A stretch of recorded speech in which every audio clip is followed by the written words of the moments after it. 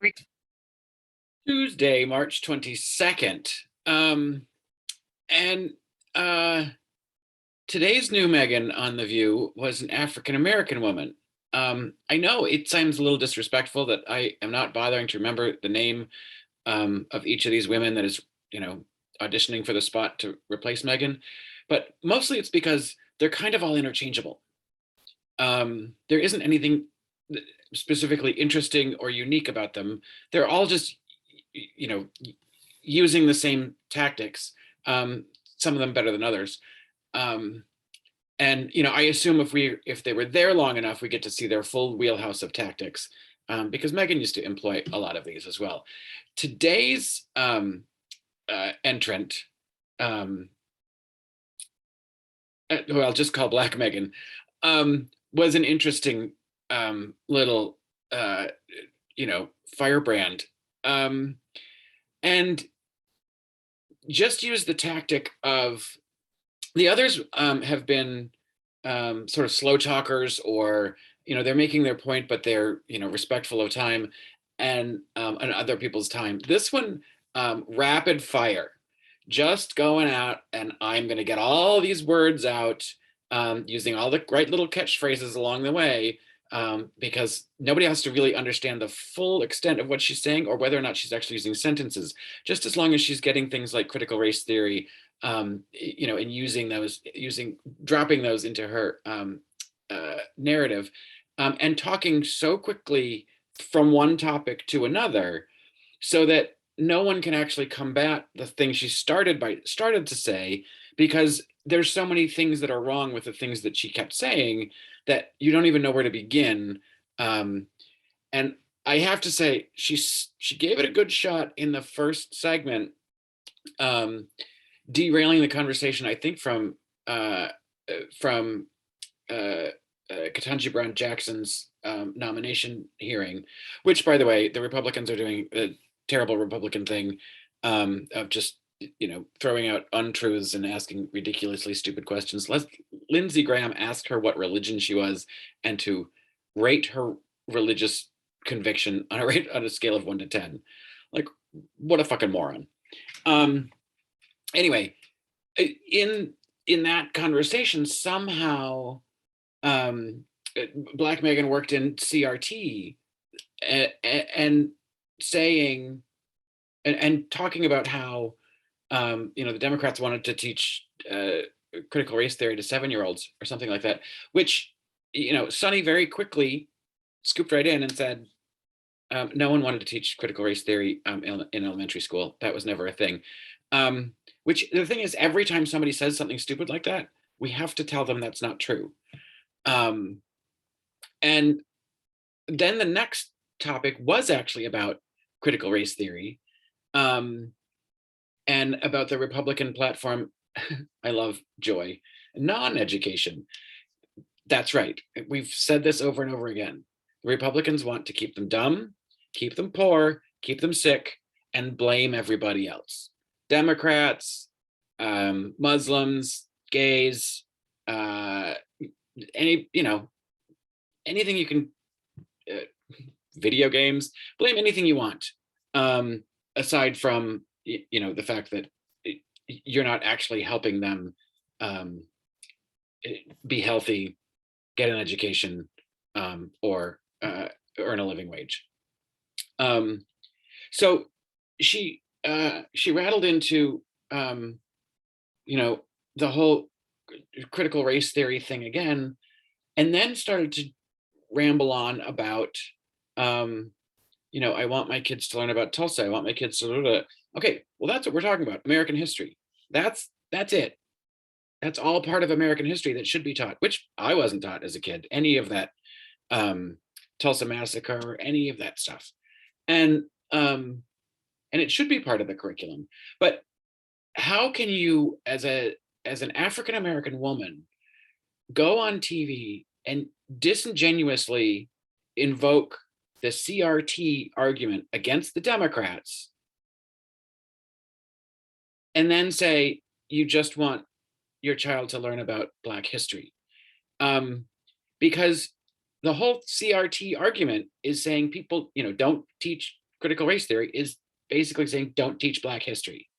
Don't teach the abuses that we have heaped upon Black people in this country since we brought them here in shackles.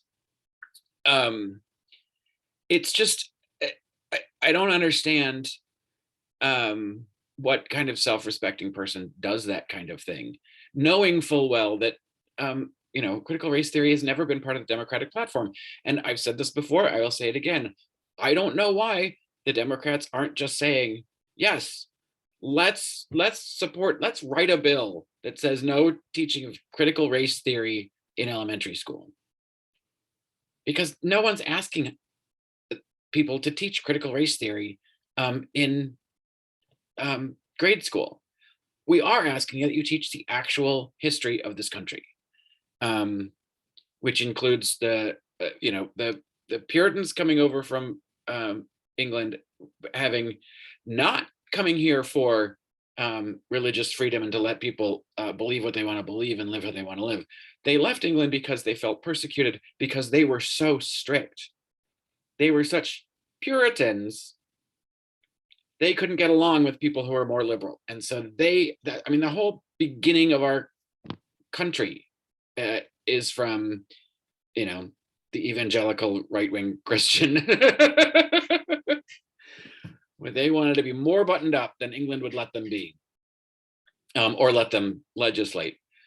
So, and the whole thing about Republicans, the woman on The View today saying, Democrats wouldn't let their kids go to school. I love Whoopi. No, Omicron wouldn't let their kids go to school.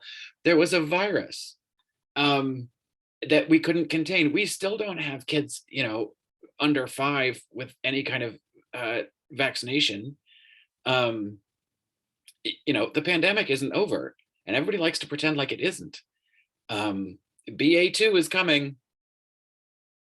Parts of China in lockdown. Cases are spiking in Europe. It's on its way. And I'm confident that part of the reason that, the Biden administration wanted to send out all those home test kits was so that we didn't have to do the reporting on the case increases as they happened.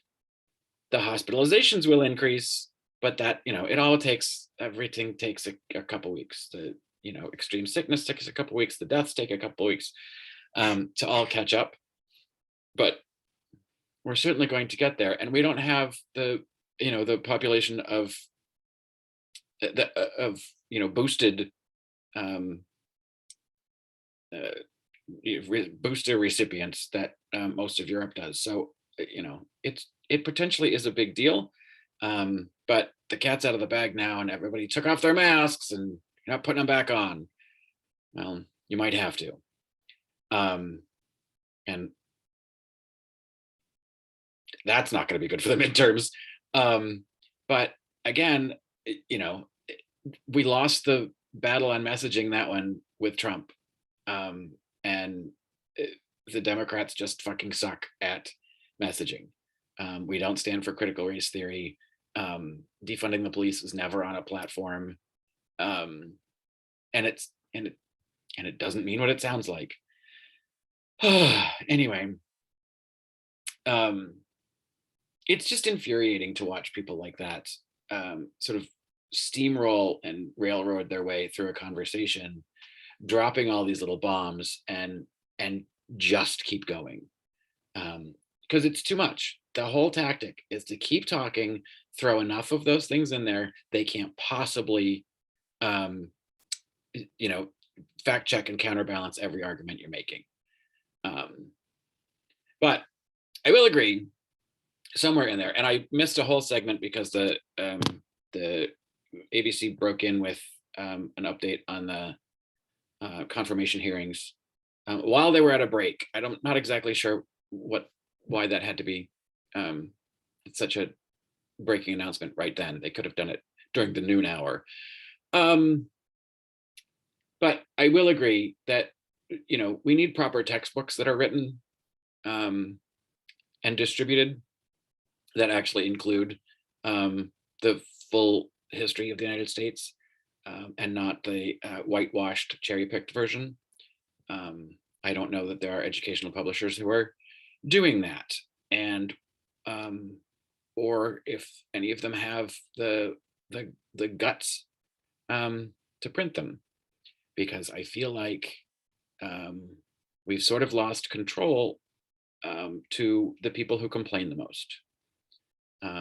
The people who complain the most, who are the most racist, vile, anti intellect, anti-information of the group, which is unfortunate. Just because they're the loudest, it doesn't mean that they're right.